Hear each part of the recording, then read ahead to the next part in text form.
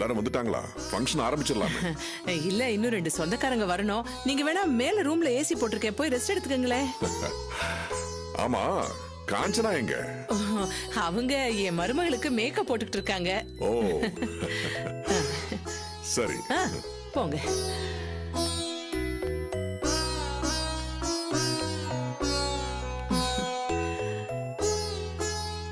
ஏண்டா பாஸ்கரா, அந்த சித்தப்பன் திருவேங்கட வந்தானா இல்லையா? இன்னும் வரலமா. பெரிய கவர்னர் நினைப்பு அவனுக்கு. அதான் வண்டி அமைச்சிருக்கோம்ல, சட்டு புட்டுன்னு வந்து தொலைய வேண்டியதானே. எதுக்குமா தேவையில்லாம அவரை எப்படி பேசுற? பின் என்னடா, எல்லாத்தையும் தொலைச்சிட்டு தெருவுக்கு வந்ததுக்கு அப்புறமும் பழைய மிதப்பிலே இருந்தா எப்படி? உடனே கிளம்பி வர வேண்டியதானே. வந்துருவாருமா. ஆமா, நமக்கு என்ன, சபையில 4 சொந்தக்காரங்க நிக்கணும், அவ்வளவுதான். ஆனாலும் இந்த அபி வகைராக்களுக்கு கொழுப்பு ரொம்ப ஜாஸ்திடா. அந்த ஆர்த்திய கூப்பிட போன வித்யாவை அந்த ஆட்டோக்கார போய் திட்டி அனுப்பியிருக்காண்டா. சரி, இந்த பழைய பணக்காரனாவது வருவான்னு பார்த்தா அவன் இன்னும் மேக்கப் போட்டுட்டு இருக்கான் போல இருக்கு. அம்மா வந்துருவாருங்கறல. வந்தா டேய், அந்த ஆளுகிட்ட ரொம்ப அளவோட வச்சுக்கோ. ஏன்? அந்த ஆள் தர்தரும் உன்னையும் தொத்திக்குண்டா. அந்த ஆளு தெருவுக்கு வந்துட்டான். அவன் பொண்டாட்டி அதான் அந்த குள்ள கத்திரிக்கா ஹபி வீட்டுல உட்காந்து ஓசி சோறு தின்னுட்டு இருக்கா. டேய், நீ நல்லா பேசுனேன்னு வச்சுக்கோ, அந்த சித்தப்பன் அப்படியே லபக்குன்னு வந்து உங்ககிட்ட ஒட்டிப்பாண்டா. எதுக்கும் கொஞ்சம் தள்ளியே இரு. சரியான தரங்கட்ட குடும்பம்டா அது. அவன் மகளை வேற எவனோ ஒருத்த கெடுத்து நாசம் பண்ணிட்டு போயிட்டான். டேய் பாஸ்கரா, எந்த நாய் வந்தாலும் வராட்டியும் நாம முகூர்த்த கால ஊனிருவோம்டா. என்ன சொல்ற? நான் போய் என் மருமகள் கூட்டிட்டு வந்துடுறேன்.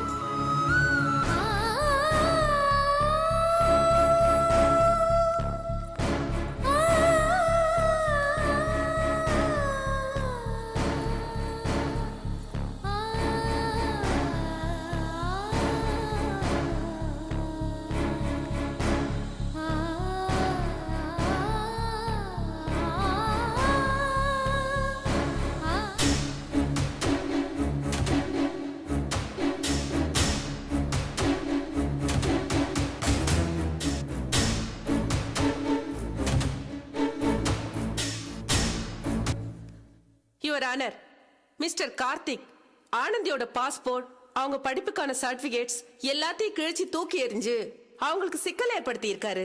அவங்களோட எதிர்காலத்தையே கேள்விக்குறியாக்கி அவங்களுக்கு மன உளைச்சலை ஏற்படுத்தி இருக்காரு. அதை தவிர தினமும் அவங்கள சந்திச்சு ஒரு பொண்ணுக்கு கொடுக்க கூடாத தொந்தரவுகளை கொடுத்திருக்காரு. அதுக்காக மிஸ்டர் கார்த்திக்கு சரியான தண்டனை கொடுக்கணும். இந்த மாதிரி அராஜகம் பிடிச்ச மனுஷங்களுக்கெல்லாம் அப்பதான் புத்தி வரும். That's all, Your Honor.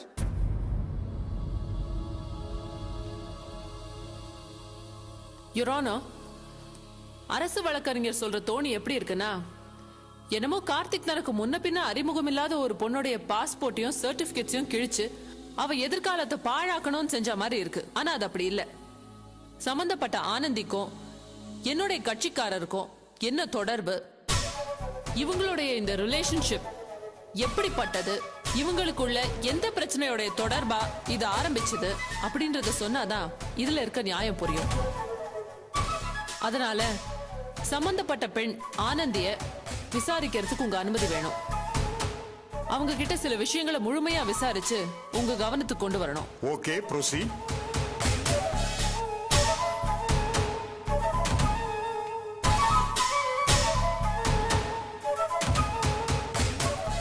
உங்க பேரு?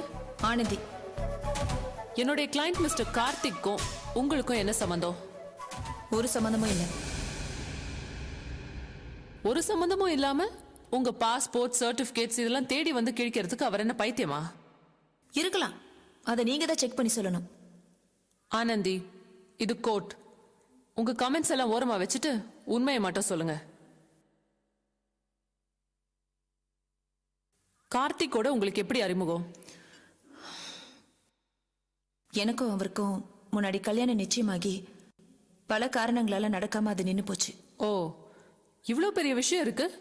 எதுக்காக அதை மறைக்க நினைக்கிறீங்க? நோ, நான் அதை மறைக்கல, மறக்கணும்னு நினைக்கிறேன். நிச்சயதார்த்தம் ஆச்சுன்னு சொன்னீங்கல்ல, லவ் மேரேஜா அரேஞ்ச்ட் மேரேஜா? லவ் மேரேஜ் தான். வீட்லயும் ஒத்துக்கிட்டு ஏற்பாடு பண்ணுது. So, Mr. Karthik is your lover, right? முன்னாடி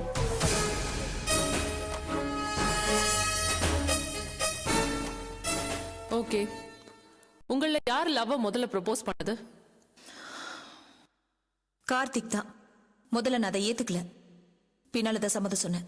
எப்போ நீங்க உங்க சம்மதத்தை சொன்னீங்க? ஐ மீன், எந்த மாதிரி ஒரு சூழ்நிலையில உங்க சம்மதத்தை நீங்க அவர் கன்வே பண்ணீங்க?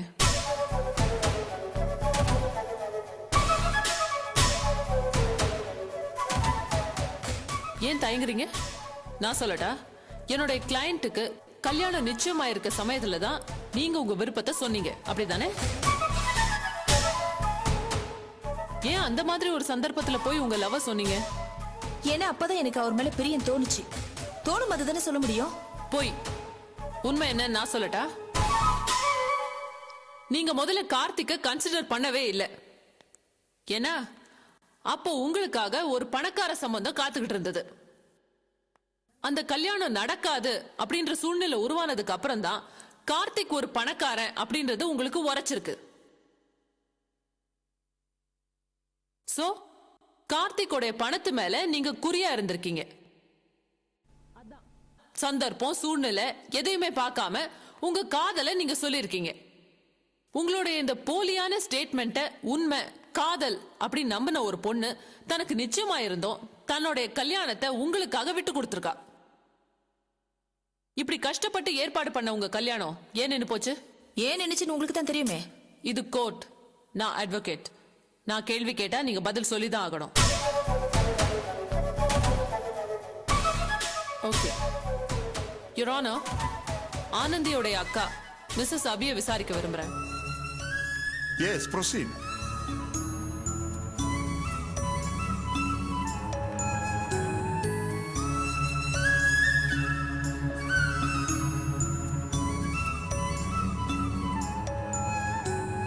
வணக்கம் யுவர் ஆனர். நீங்க தானே ஆனந்தியோடைய அக்கா? ஆமா. உங்க தங்கச்சியோடைய ஆசை நிறைவேறணும்ன்றதுக்காக நீங்க கார்த்திக் வீட்டுக்கு போய் கெஞ்சினீங்க இல்லையா? ஆமா. அவ்வளவு கஷ்டப்பட்டு ஒரு கல்யாணத்தை ஏற்பாடு பண்ணதுக்கு அப்புறம் அந்த கல்யாணம் ஏன் நின்னு போச்சு?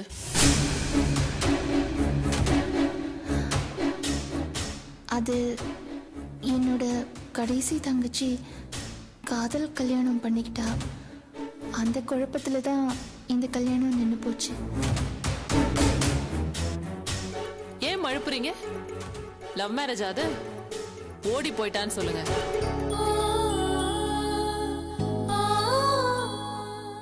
என்ன நடந்ததுன்னு எனக்கும் தெரியும் மிஸ்ஸஸ் அபி. அக்காவுடைய கல்யாணத்துல தங்கச்சி ஓடி போயிட்டா. என்ன குடும்பம் இது? என்ன பாரம்பரியம்னு எனக்கு புரியல. Objection your honour. இந்த கார்த்திக் ஆனந்தியோட பாஸ்போர்ட்டையும் சர்டிபிகேட்டையும் கீழ்ச்சதுதான் விஷயம். அது சம்பந்தம் இல்லாம வேற எதையோ பேசி கேஸ திசை திருப்ப பாக்குறாங்க. இது என் கிளையண்ட் ஆனந்திய அவமானப்படுத்துறதா நினைக்கிறேன். That's all your honour. Mrs Sujatha, இந்த கேஸுக்கு சம்பந்தம் இல்லாத கேள்வியை நீங்க அவாய்ட் பண்ணது நல்லது. Yes your honour. ஓகே சொல்லுங்க. கல்யாணம் நின்னு போச்சு, அதுக்கப்புறம் என்ன ஆச்சு? அந்த கல்யாணம் நின்ன பிறகு ஆனந்தி கார்த்திக் கிட்ட பேசுறதையும் பழகுறதையும் நிறுத்திட்டா. ஆனா கார்த்திக் தொடர்ந்து ஆனந்தி டிஸ்டர்ப் பண்ணிட்டே இருந்தார் சார். நீங்க போலாம். யுவர் ஆனர், நான் மறுபடியும் மிஸ் ஆனந்தியை விசாரிக்க விரும்புறேன். Yes, proceed.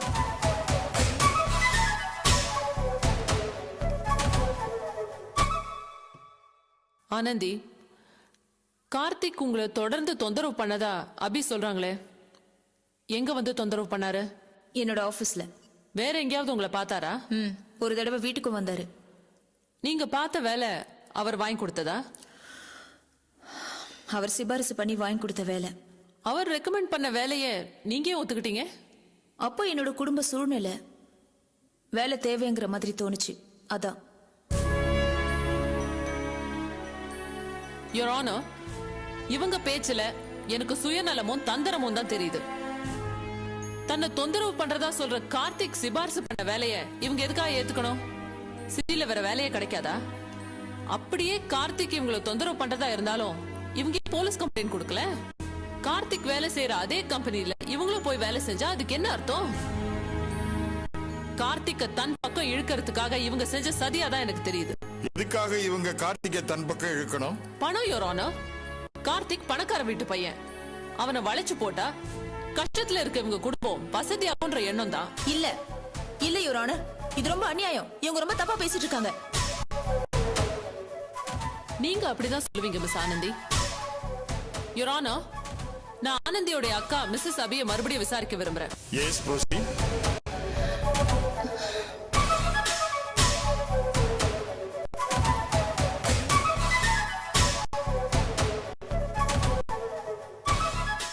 மிஸ்ஸஸ் அபி, உங்க தங்கச்சி ஆனந்திக்கு வேற ஒரு மாப்பிள்ளையோட கல்யாணம் செய்யறதுக்கு நிச்சயதார்த்த ஏற்பாடு பண்ணதாகவும் அங்க மிஸ்டர் கார்த்திக் வந்து கலாட்டா பண்ணதாகவும் சொல்லியிருக்கீங்க இல்லையா? ஆமா. அப்படி கலாட்டா பண்ண ஆளை சும்மா விடலாமா? போலீஸ் கம்ப்ளைண்ட் கொடுக்க வேண்டாம்? ஏன் கொடுக்கல? மேற்கொண்ட பிரச்சனைய நாங்க வளர்க்க விரும்பல, அதான் கம்ப்ளைண்ட் பண்ணல. என்ன மிஸ்ஸஸ் அபி, உங்க தங்கச்சியோட நிச்சயதார்த்தத்துல ஒருத்தன் வந்து கலாட்டா பண்ணிருக்கான், மாப்பிள்ளைய கொலை பண்ணிடுவேன் மிரட்டி இருக்கான். ஆனா நீங்க போலீஸ் கம்ப்ளைண்ட் கொடுக்கல. உங்க பெருந்தன்மை ஆச்சரியப்படுற அளவுக்கு இருக்கு. மிஸ் ஆனந்தி, ஏன் யாருமே கார்த்திக் மேல கோவப்படாம இப்படி சாந்தமா நடந்துக்கிட்டீங்க? இத பாருங்க, அவர் பண்ண ஒவ்வொரு டார்ச்சருக்கும் நான் புகார் கொடுத்திருந்தேன்னா இந்நேரம் அவர் எப்பவோ தண்டனைக்கு ஆளா இருப்பாரு. ஆனா நான் புகார் கொடுக்கல. ஏன்னா அவர் மனைவி பாவம். அவங்களோட வாழ்க்கை பாதிக்கிறதுக்கு நான் காரணமாக வேண்டான்னு நினைச்சேன். என்னோட கல்யாணம் தான் நின்னு போச்சு. அவரை கட்டிக்கிட்ட பொண்ணாவது கஷ்டப்படக்கூடாதுன்னு தான் நான் எதுவுமே பண்ணல. இன்னொன்னு உங்ககிட்ட சொல்லவா? சொல்லுங்க. கார்த்திக் என்கிட்ட முறைகேடா நடந்துகிட்ட பல விஷயங்களை நான் என் வீட்ல என் அக்கா கிட்ட கூட நான் சொன்னதில்ல. எல்லாத்தையும் மறைச்சிட்டேன். ஏன்னா எங்க அக்கா பாவம். பல பிரச்சனைகள்ல இதுவரை எதுக்கு தேவையில்லாத தலைவலின்னு தான். ஒரு பொண்ணா இருந்து மன ரீதியா கார்த்திகால பல பிரச்சனைகளை சந்திச்சு அவர் மேல நடவடிக்கை எடுக்கவும் மனசு வராம என் வீட்லயும் எல்லாத்தையும் சொல்லிக்கவும் முடியாம நான் குழம்பி தவிச்சிட்டு இருந்த போதுதான் எனக்கு வெளிநாட்டுல வேலை கிடைச்சது. ஆனா இந்த கார்த்திக் என் அப்பாயின்மெண்ட் ஆர்டர், பாஸ்போர்ட், சர்டிபிகேட் எல்லாத்தையும் கிழிச்சு போட்டு என் எதிர்காலத்தை நாசம் பண்ணிட்டான். என் பிரச்சனை எல்லாத்தையும் நிரந்தரமாக்கிட்டான்.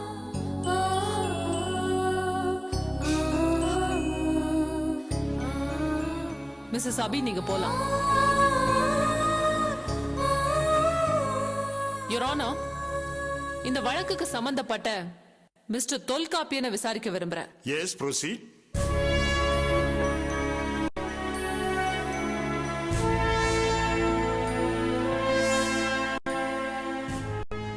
மிஸ்டர் தொல்காப்பியன், என் கிளையண்ட் மிஸ்டர் கார்த்திக் உங்க ஆபீஸ்க்கு வந்து உங்களை கொலை பண்ணிடுவேன் மிரட்டினாரா?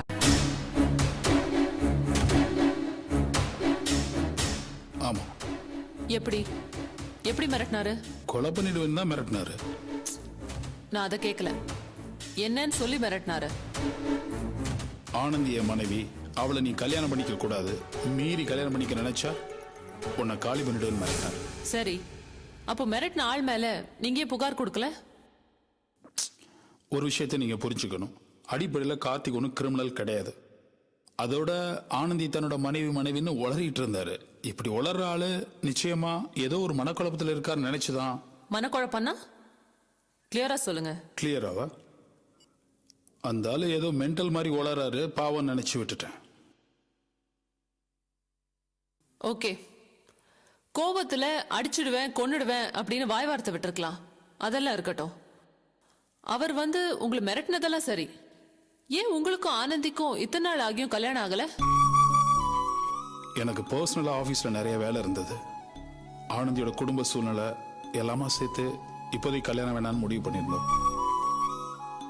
ஆனந்தி, நீங்க சொல்லுங்க, ஏன் உங்க ரெண்டு பேருக்கும் இன்னும் மேரேஜ் நடக்கல? ஏங்க, கார்த்திக் என்னோட பாஸ்போர்ட், சர்டிபிகேட் எல்லாத்தையும் கிழிச்சு போட்டாரு. அதான் இப்ப கேஸ். அதை விட்டுட்டு என்னோட கல்யாண விஷயத்தை பத்தி விளவரையே பேசிட்டு இருக்கீங்க. இத பாருங்க, நான் தொல்காப்பியனை இப்பவே இங்கேயே கல்யாணம் பண்ணிக்க தயாரா இருக்கேன். இந்த கோர்ட் அதுக்கு உதவி பண்ணுமா? ஹேய், என்னடி உளறற? பைத்தியம் கீத்தி முடிச்சு போச்சு உனக்கு? நீ என் பொண்டாட்டி, அத புரிய வைப்பியா? அதை விட்டுட்டு இந்த ஆளை போய். Order, order. மிஸ்டர் கார்த்திக், கொஞ்சம் கண்ட்ரோலா இருங்க. மிஸ்டர் சுஜாதா, நீங்க ஏதாவது சொல்ல விரும்புறீங்களா? That's all, Your Honor. Your honour, mister Karthik நான் கொஞ்சம் விசாரிக்கணும். Yes, proceed. மிஸ்டர் கார்த்திக், ஆனந்தியோட பாஸ்போர்ட் சர்டிபிகேட்ஸ் எல்லாம் நீங்க தான் கிழிச்சீங்களா? ஆமா. ஏன் அப்படி செஞ்சீங்க? அப்படி செய்யறது தப்புன்னு உங்களுக்கு தெரியாதா? என்ன தப்பு? என்ன தப்பு? அவ பாட்டுக்கு சிங்கப்பூர் போற சிலோன் போறேன்னு கிளம்பி போயிட்டா இங்க உட்காந்து நான் என்ன பண்றது? கட்டின புருஷன் கொஞ்சம் கூட மரியாதை இல்லாம.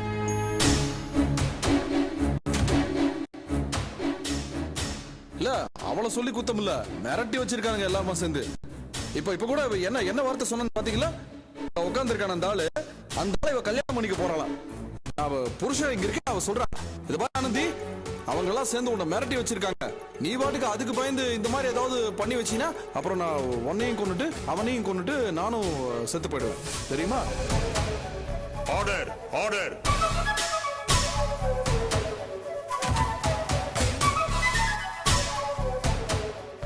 பாத்தீங்களா யுவர் ஆனர், நீதிமன்றத்துல இத்தனை பேர் முன்னிலையில இப்படி நடந்துக்கிற மிஸ்டர் கார்த்திக் வெளியில என் கிளையண்ட் ஆனந்தி கிட்ட என்ன மாதிரி நடந்திருப்பாருன்னு நீங்களே யோசிச்சு பாருங்க.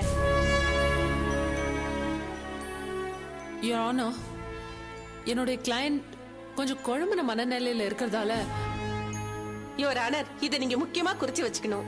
ஏன்னா மனநல பாதிக்கப்பட்டிருக்கிற இந்த கார்த்திக் வெளியில இருந்தா என்னுடைய கிளையண்ட் ஆனந்திக்கு எந்த நேரத்திலயும் ஆபத்து வரலாம். அதனால இவர் பண்ணிருக்கிற இந்த காரியத்துக்கு இவருக்கு சரியான தண்டனை கொடுக்குமாறு கேட்டுக்கொள்கிறேன். That's all your honour.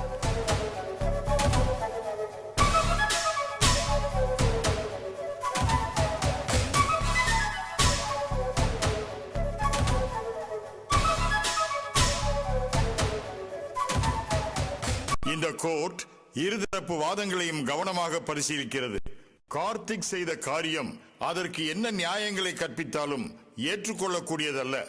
ஆனந்தியின் passport சர்டிபிகேட்டுகளை கிழித்ததன் மூலம் அவருடைய எதிர்காலத்தை கேள்விக்குறியாக்கியுள்ளார்.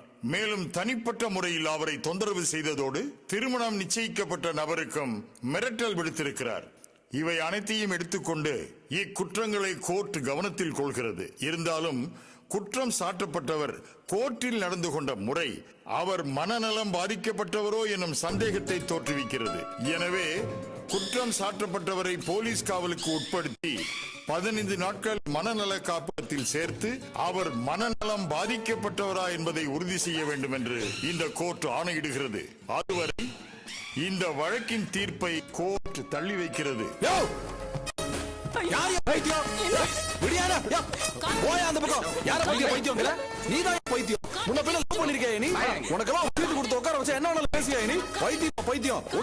எல்லா காப்பகத்துக்கும்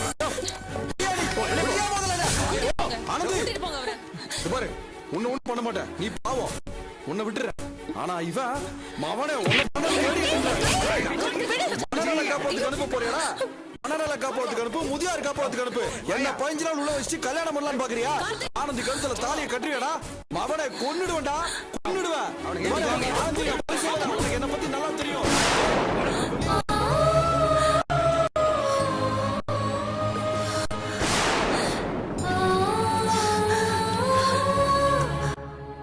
கவலைப்படாத,